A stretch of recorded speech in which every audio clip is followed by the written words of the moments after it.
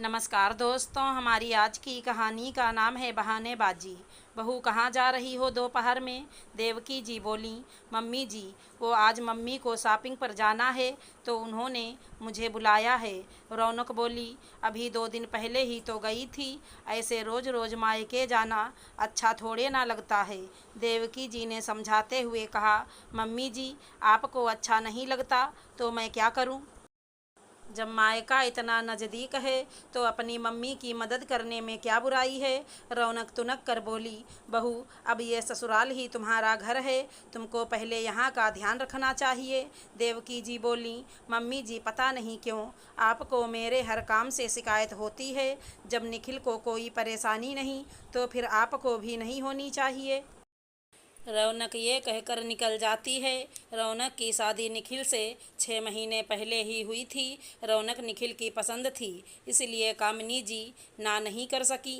रौनक को जब अपनी माँ के घर देर हो जाती है, इसलिए निखिल को भी वहीं बुला लेती है। दोनों खाना खाकर आते हैं। वहीं से रौनक के कहने पर निखिल अपनी माँ को फ़ोन कर देता है। माँ, मम्मी जी ने कहा है कि रौनक थक गई है, घर जाकर अब क्या खाना बनाएगी। आप भी आ जाओ तो मैं यहीं पर खा लूँगा, आप अपना देख लेना। देवकी जी कुछ कहती इससे पहले ही निखिल ने फ़ोन काट दिया। बहू तो नादान है, पर निखिल भी नहीं समझ रहा ये सब करके वो कितनी बड़ी मुसीबत को आमंत्रण दे रहा है। देवकी जी मन ही मन में सोचने लगी। रौनक और निखिल रात को लौटकर सीधे अपने कमरे में चले गए। उस समय देवकी जी ने कुछ कहना उचित नहीं समझा। कुछ दिनों बाद फिर कोई काम कहकर मायके निकल गई। शाम को टिफ़िन लेकर आ गई। मम्मी जी, मम्मी ने कहा आज वेज बिरयानी बनी है, सबके लिए ले जा।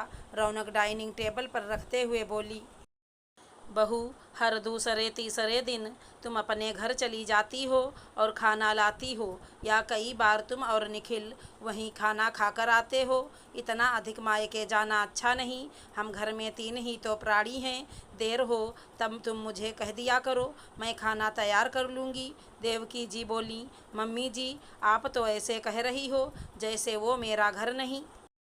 क्या फ़र्क पड़ता है खाना यहाँ बनेगा या वहाँ? ना तो मेरी मम्मी को बुरा लगता है, ना ही मेरी भाभी को। इसलिए मैं आपसे फिर कहती हूँ, जो चल रहा है उसे चलने दीजिए।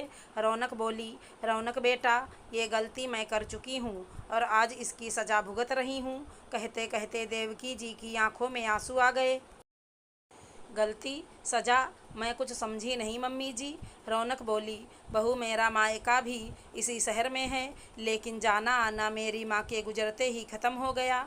मैं भी घर में लाडली थी। बड़ी 2 बहनें जिनके ससुराल दूर थे, फिर भैया और सबसे छोटी मैं। घर में सदा काम करने के लिए कोई न कोई रहता, इसलिए मुझे काम करने की आवश्यकता नहीं पड़ती। लेकिन शादी के बाद जब घर की जिम्मेदारियों सिर पर पड़ी तो उनसे बचने के लिए मायके चली जाती। मेरी परेशानियां दूर करने के लिए माँ भाभी को काम सौंप देती। मेरे घर में अचार पापड़ मंगोड़ियाँ, कोई त्यौहार पर मिठाई, कोई कार्यक्रम होता तो तैयारी करवाने भाभी आ जाती, या फिर भाभी तैयार करके भेजती। माँ के सामने कभी भाभी ने मना नहीं किया। लेकिन माँ के जाने के बाद भाभी ने अपने मन की पीड़ा गुस्से के रूप में निकाली और मेरा मायके जाना बंद हो गया। भैया ने भी भाभी का साथ दिया। गलती माँ की थी या मेरी नादानी, लेकिन इसकी वजह से मेरे आज सारे रिश्ते ख़त्म हो गए। आज तुम्हारी भाभी शायद तुम्हारी माँ की वजह से रिश्ते निभा रही हैं, लेकिन कल यह सब रिश्ता तोड़ने की वजह ना बन जाए। देवकी जी बोली, मम्मी जी, ऐसा ज़रूरी तो नहीं कि आपके साथ जो हुआ है वो मेरे साथ भी होगा। रौनक ने कहा, बहू, तुम ही बताओ, कभी कभी का तो समझ में आता है, लेकिन जब रोज़ ही तुम इस तरह के काम अपने घर में बढ़ाओगी तो तुम्हारी भाभी को परेशानी तो होगी। जब तुम एक घर का काम नहीं कर पा रही हो तो वो 2 घर का काम कब तक करेंगी? देवकी जी ने कहा, मम्मी जी, शायद आप ज़्यादा ही सोच रही हैं, ऐसा कुछ नहीं है, आप निश्चिंत रहें। रौनक ने कहा, बहू, मेरा फ़र्ज था तुम्हें समय रहते आगाह करना, बाकी तुम समझदार हो। देवकी जी कहकर अपने कमरे में चली गईं। 2-3 दिन बाद रौनक अपने मायके किसी काम से गई। दरवाज़ा खुला था, इसलिए वो सीधे घर के अंदर चली गई। अपनी भाभी के कमरे से बातों की आवाज़ सुनकर उसके कमरे की ओर चल पड़ी कि माँ वहीं होंगी। मम्मी क्या बताऊँ, रौनक का तो रोज़ का ही काम है, कोई न कोई बहाना बनाकर अपने ससुराल से यहाँ आ जाती है। फिर मुझे सबके लिए खाना बनाना पड़ता है। मैंने तो मम्मी जी से कई बार कह दिया है कि ये सही नहीं है, लेकिन अगर ऐसा ज़्यादा चला तो मैंने तो इनको कह दिया है हम घर छोड़कर चले जाएंगे। रौनक की भाभी अपनी माँ से कह रही थी।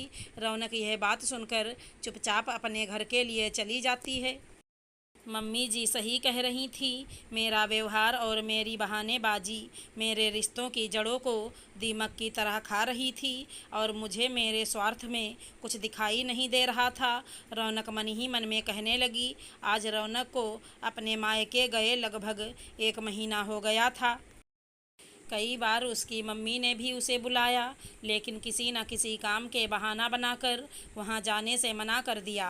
लगता है बहू, तुम्हें मेरी बात समझ में आ गई है कि तुम्हारा असली घर तुम्हारा ससुराल है, मायका नहीं।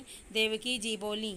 हाँ मम्मी जी, मैं यह बात समय रहते ही समझ गई, वरना शायद मैं भी अपने मायके के सभी रिश्तों को बहानेबाजी के कारण खो चुकी होती।